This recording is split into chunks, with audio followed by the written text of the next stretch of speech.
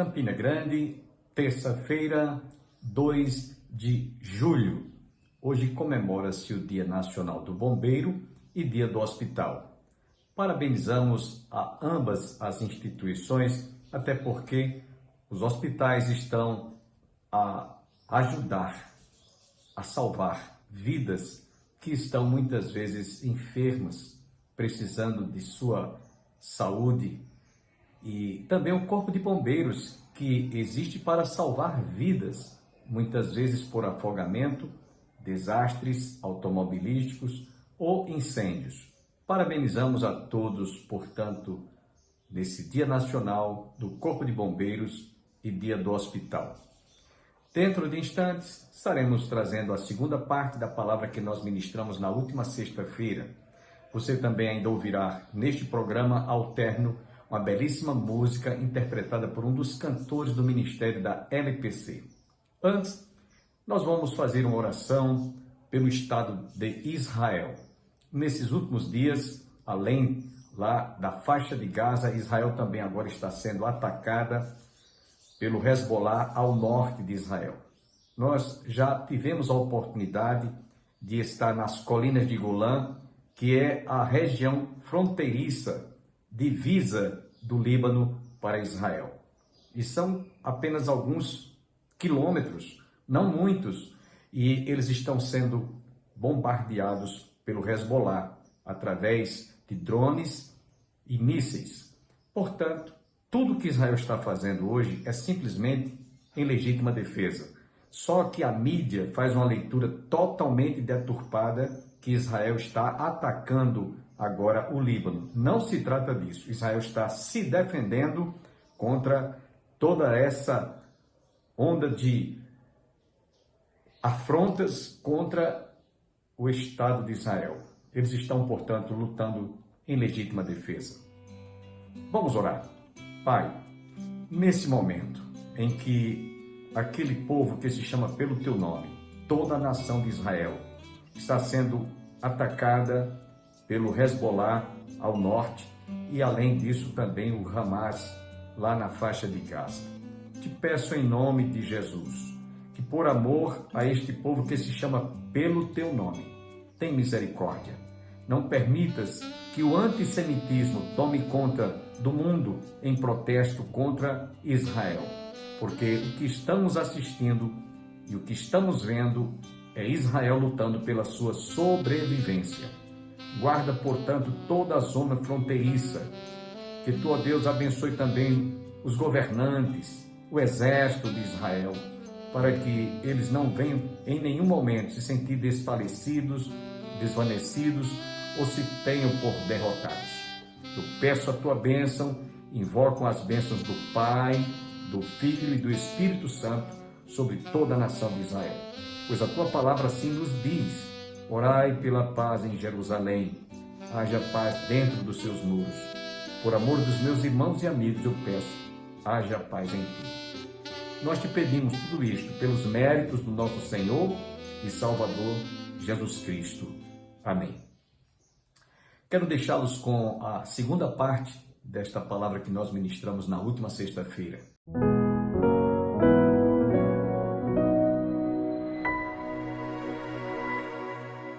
Ele não usurpou ser igual a Deus, mas humilhou-se, despojando-se de toda a glória, de todo o poder, de toda a majestade, tomando forma humana, para que nós pudéssemos conhecê-lo bem de perto. Então, nós vamos ver que ele, embora fosse 100% Deus, ele também foi 100% homem.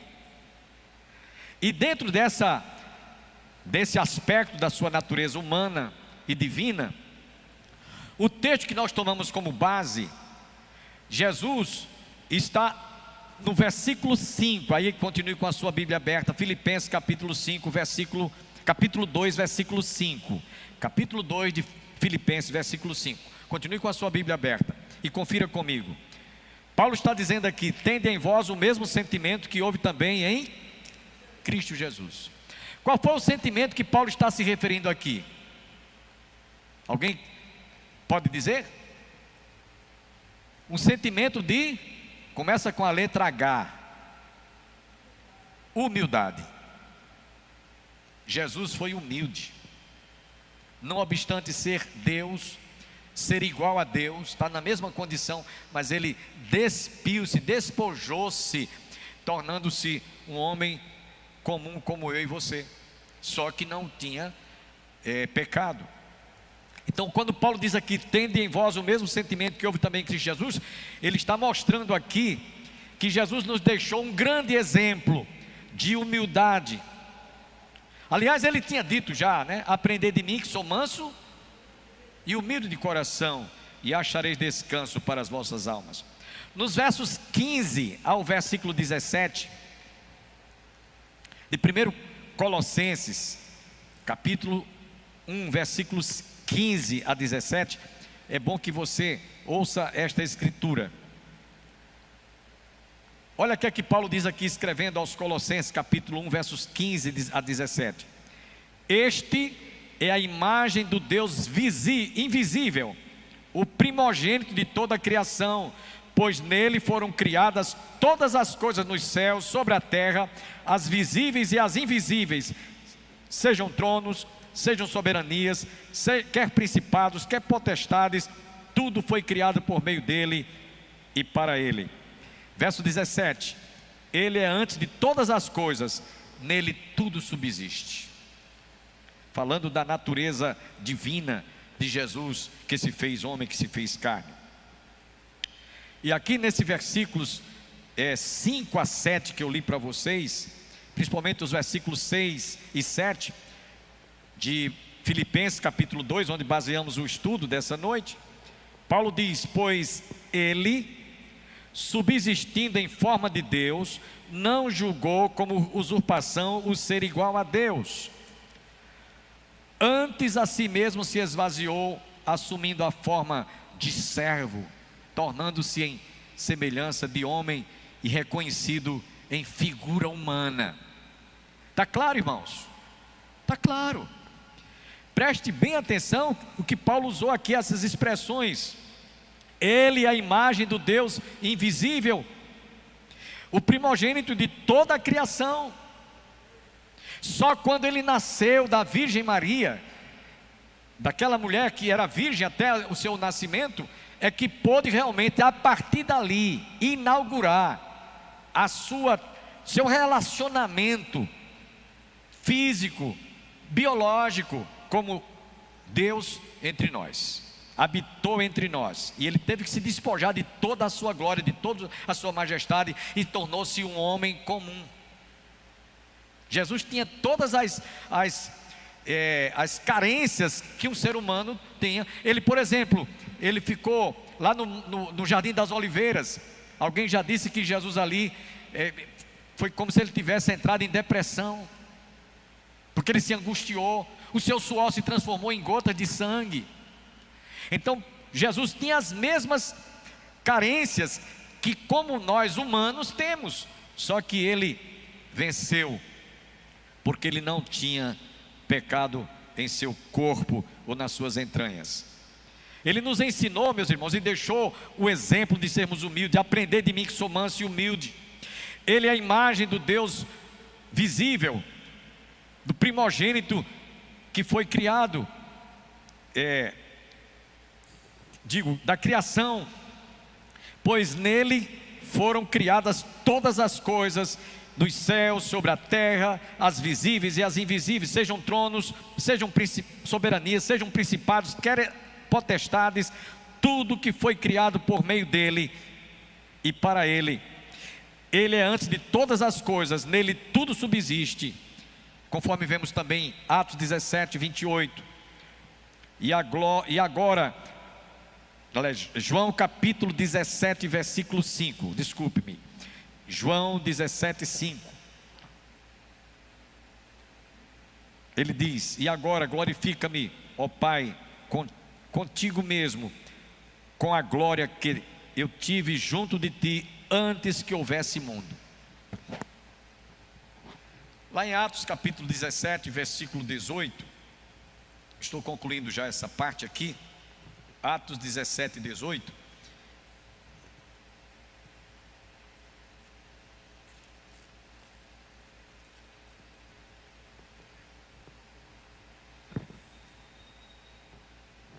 Paulo diz aqui: e alguns dos filósofos epicureus e estoicos contendiam com ele, havendo quem perguntasse: quem quer dizer esse tagarela? E outros: parece pregador de estranhos deuses, pois pregava a Jesus e a ressurreição. E Paulo inclusive disse, Paulo até filosofou com eles lá na Grécia, em Atenas. No verso 28, Paulo diz aqui: pois nele vivemos, nos movemos e existimos, como alguns dos vossos profetas têm dito, porque dele também somos geração. Os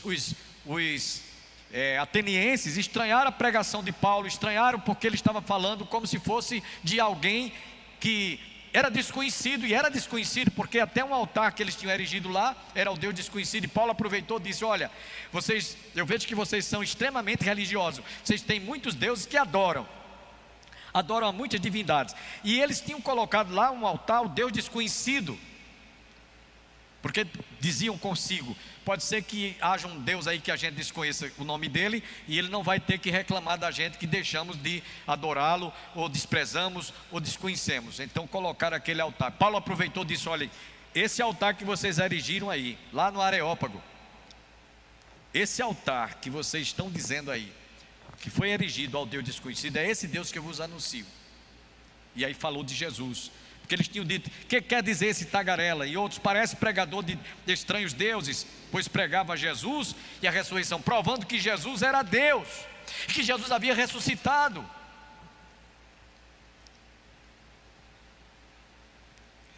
Então, nesses versículos 7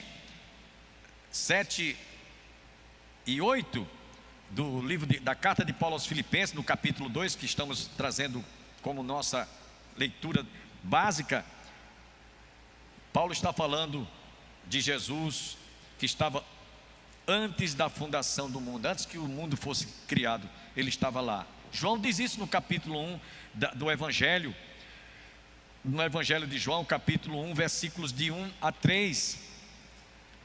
João diz: no princípio era o verbo, e o verbo estava com Deus, e o verbo era Deus. Ele estava no princípio com Deus. Todas as coisas foram feitas por ele, por intermédio dele, e sem ele nada do que foi feito se fez.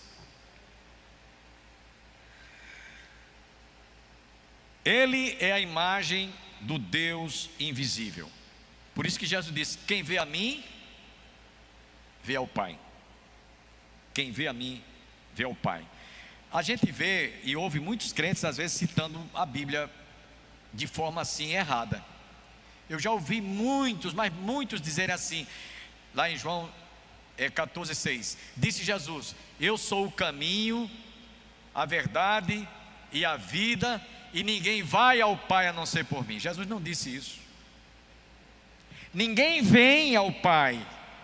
Ele estava ali identificado como o Pai também, como o próprio Deus. Ninguém vem ao Pai a não ser por mim. Ali estava Jesus declarando a deidade dele, que eles precisavam de reconhecê-lo como Deus. E aí, meus irmãos, para a gente concluir, Jesus foi exaltado, conforme diz aqui Paulo escrevendo aos Filipenses, nos versículos 8 em diante.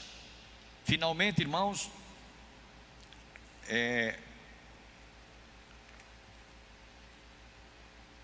verso 8: ele a si mesmo se humilhou, tornando-se obediente até a morte, e morte de cruz.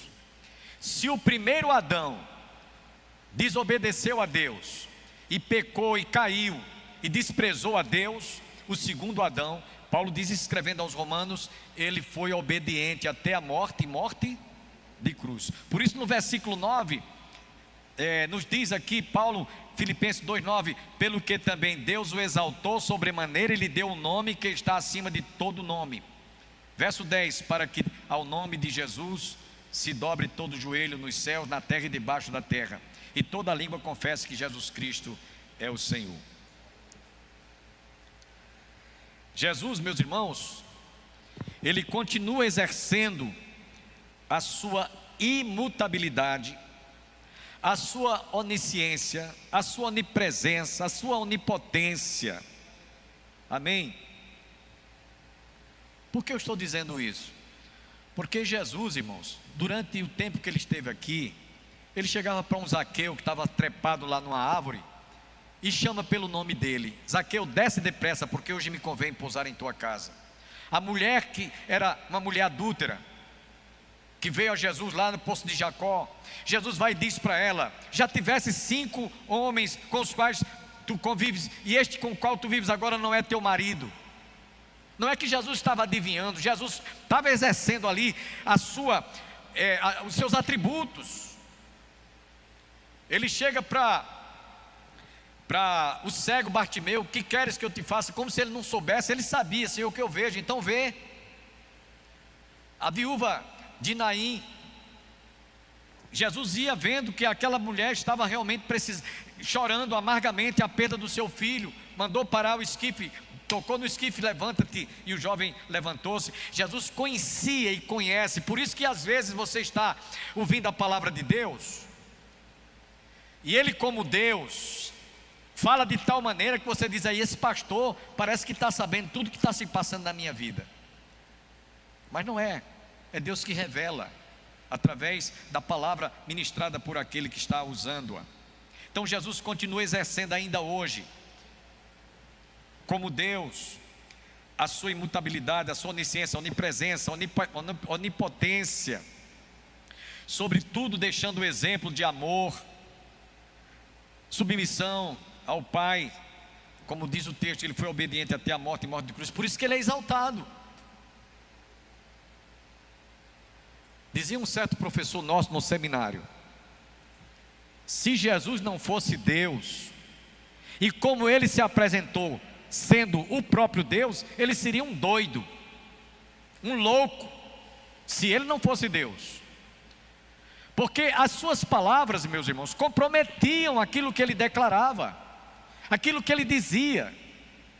E ninguém que fosse, ou que tivesse esse atributo divino, jamais iria realmente atender à necessidade de todos, não só nos seus dias, mas através dos séculos, inclusive em nossos dias também.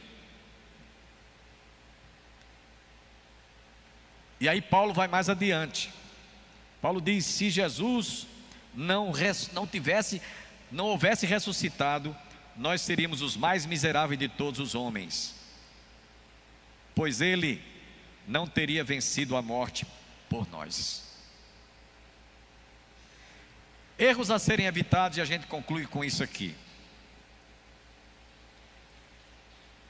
Há muitos ensinos, irmãos, que procuram destruir, desfazer essa natureza de homem, 100% homem e 100% Deus.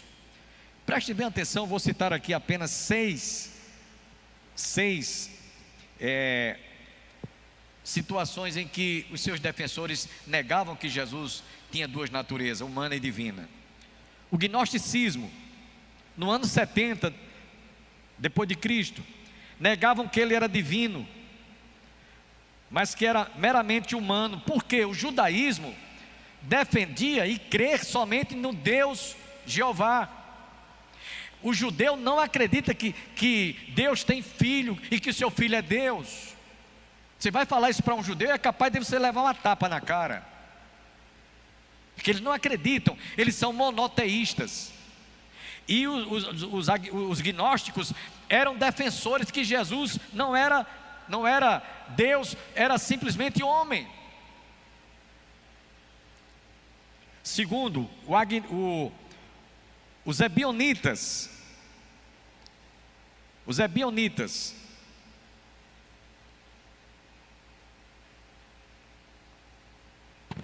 Aliás, eu queria corrigir aqui. Os ebionitas é que não acreditavam que Jesus era Deus, porque eles defendiam a crença monoteísta. Os ebionitas eram esses que diziam que Jesus era somente homem. Você vai falar com um guia turístico em Israel, eu me lembro bem de 2 deles. Foi o guia turístico Eilate, chegou lá no túmulo onde Jesus foi ressuscitar Lázaro, e ele falou com tanta profundidade, com tanta segurança, tanta segurança, que quando ele terminou, eu me aproximei dele e disse: Udi Eilate, o nome dele. Udi, como é que você disse que Jesus não é Deus, e você falou com tanta clareza, com tanta profundidade, sobre o milagre de Jesus ter ressuscitado Lázaro? Ele disse: eu não creio, mas eu sei que vocês acreditam, então eu aprendi a falar a linguagem de vocês.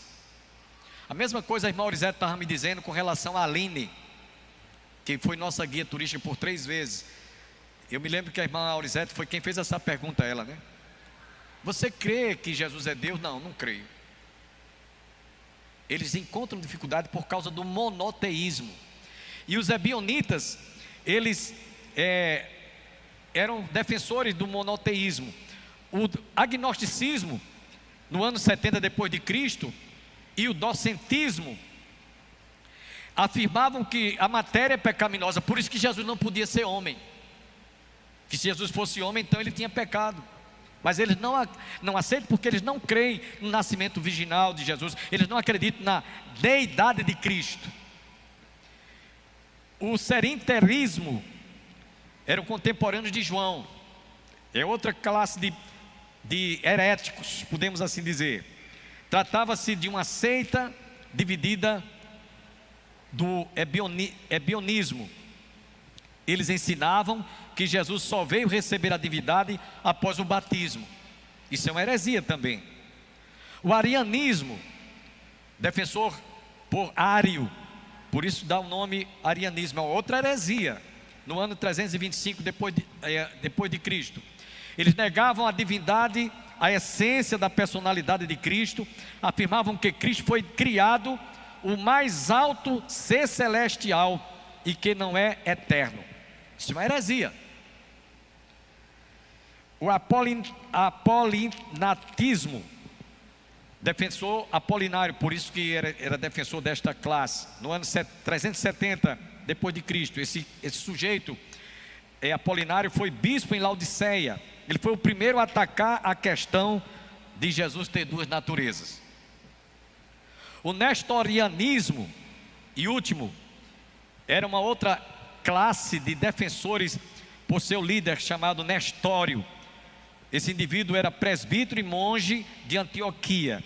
Ele defendia que Jesus tinha 2 naturezas distintas desde toda a eternidade, mas ambas juntas formavam uma só verdade harmoniosa. Jesus tinha 2 naturezas distintas, homem e Deus. Vezes ele agiu como Deus, outras vezes como homem. Multiplicação dos pães, Jesus agiu ali como Deus. Acalmou a tempestade, agiu como Deus, que ele tinha poder. Toda a autoridade me foi dada nos céus e na terra. Como homem, ele estava lá na cruz crucificado, que os chamados testemunhas têm uma contradição enorme. Eles chegam para a gente e dizem: Jesus é Deus? Você diz: é. Ele diz: então por que quando Jesus estava crucificado lá na cruz, ele se dirigiu a Deus: Deus meu, por que me desamparaste? Ora, Jesus estava ali na condição de homem, humanamente falando, se dirigiu ao Pai. De sorte, meus irmãos, que essas heresias que vocês ouviram agora, os ebionitas, os gnósticos, o serinterismo, os arianismo, os apolinatismo, e o nestorianismo, foram seitas e heresias que foram pregadas no início da história da igreja, mas que hoje tem uma outra roupagem. Hoje tem uma outra, estão usando outros nomes, mas é o mesmo.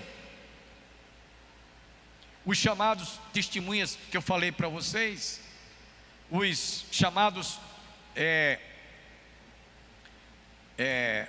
mormons, os chamados AD do 7º dia, são heresias, que pregam que Jesus, para eles, Jesus não é o Filho de Deus. Para eles Jesus não é divino, Precisa de mais alguma coisa, como para os católicos. Eles dizem: tudo por Jesus, nada sem Maria. Isso é um slogan que está nos para-brisas de muitos carros. Irmãos, a Bíblia diz que há um só mediador entre Deus e os homens, Jesus Cristo homem, a saber, o que importa que nós sejamos salvos. E eu quero terminar, meus irmãos, esse estudo citando 3 João, só tem um capítulo, versos 7 a 11. Se alguém vem ter convosco e nega que Jesus é Deus, esse tem o espírito do anticristo. Abra bem os ouvidos para ouvir isso aqui. 2 João, só tem um capítulo, versos 7 a 11. Porque muitos enganadores têm saído mundo fora, os quais não confessam Jesus Cristo vindo em carne. Assim é o enganador e o anticristo. Acautelai-vos para não perderdes aquilo que temos realizado com esforço, mas para receberdes completo galardão. Todo aquele que ultrapassa a sã doutrina de Cristo e nela não permanece, não tem Deus. O que permanece na doutrina, esse tem tanto o Pai como o Filho. Se alguém vem ter convosco e não traz esta doutrina, não recebais em casa, nem lhe deis as boas-vindas, porque aquele que lhe dá boas-vindas faz-se cúmplices das suas obras más. Concluindo, meus irmãos, vocês vejam que não é novidade hoje a gente ter muitas seitas e heresias tendo o mesmo comportamento dos ebionitas, do gnosticismo, como foi naqueles dias. E nós temos que, meus irmãos, fazer como os bereanos, Atos 17, quando eles ouviram o evangelho proclamado pelos apóstolos, eles foram conferir com a palavra se tudo aquilo que eles ouviam estavam de acordo com as escrituras sagradas. Eles foram mais nobres do que os de Tessalônica, porque quando eles ouviam o evangelho, eles iam conferir com a palavra. É assim, está escrito, como foi. Hoje, meus irmãos, muitos seguem a dona Ellen White, Joseph Smith, Charles Taze Russell, e desprezam a fonte do conhecimento e da sabedoria que é a palavra de Deus. Eu quero agradecer a sua teleaudiência, você internauta da TV Master, TV a cabo, canal 20, no nosso canal do YouTube. Divulgue o nosso programa, faça com que outras pessoas possam nos acompanhar, possam estar conosco. Deus abençoe a todos e nós vamos encerrar o nosso programa com esta belíssima música interpretada por um dos cantores do ministério da LPC, Luz para o Caminho. E até amanhã.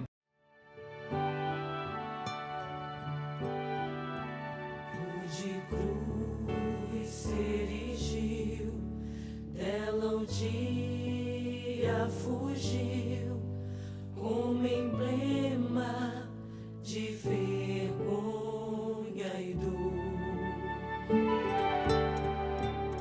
Ao olhar eu pra cruz, nela vejo Jesus, sim, morrendo por mim, pecador. Sim, eu amo a mensagem da cruz. Até morrer eu a vou proclamar. Levarei eu também minha cruz, até por uma coroa trocar.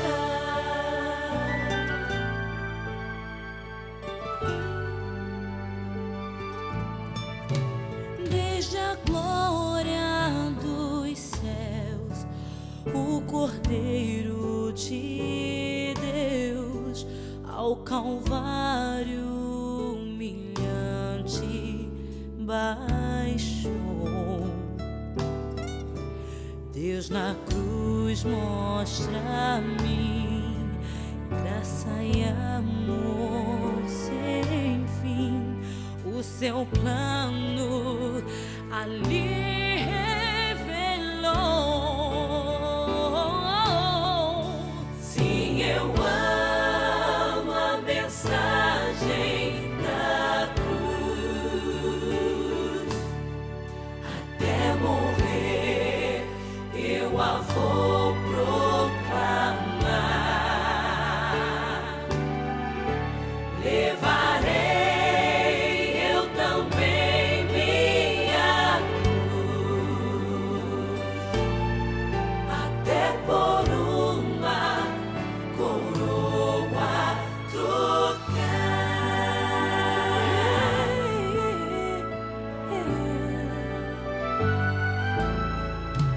No madeiro sofreu e por mim padeceu, meu Senhor, para dar-me o perdão.